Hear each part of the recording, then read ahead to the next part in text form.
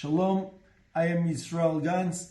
I am the head of the Binyamin Regional Council, the largest regional council all over the state of Israel, located north to Jerusalem at the center of the state of Israel. To be a leader, to be a governor, to be a mayor, it's a privilege and a huge responsibility, and it's going to be tested specific in crisis time.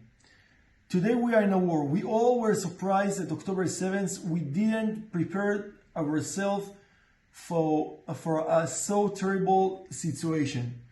I think in every crisis that you have, there are some rules that you must keep to solve a crisis. First of all, you have to understand what the exact event, because you got calls from many people that what happened, and you see in media.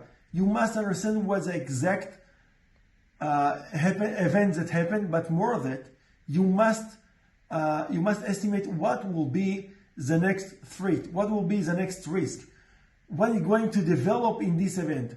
After you understand that, you have to isolate the event, because people comes and try to help, people come and try to look what happened, and it will bother you to work. It doesn't matter what crisis, even if a building had been collapsed, maybe the building beside will collapse in a few minutes, an hour, whatever, and the people who will arrive will be in risk. If terrorists arrive, like what happened here in Israel, we didn't understand that people that come were in risk and had been shot on their way. So the second key, the second rule is to isolate the event. Only after you can get into the event and try to solve the problem. I want to raise some points that we figure out here in Israel as last events. We figure out that one of the main keys to solve a problem is depend on the resilience of your residents, the resilience of your employees, and the resilience of the families of your employees. Because if you're people that now running to the fire, running against terrorists, running to help people from a building that had been collapsed, they are in risk, and their families are afraid of them. You must help the families, you must hug them, you must give strength for your people, for your residents, and the best way to do that is by giving an information, update information anytime that you have, to tell people what to do, what exactly happened, what they are allowed to do and what they are not allowed to do, and to think about the families, to tell the families we are thinking about our employees, we will help them, we thank them.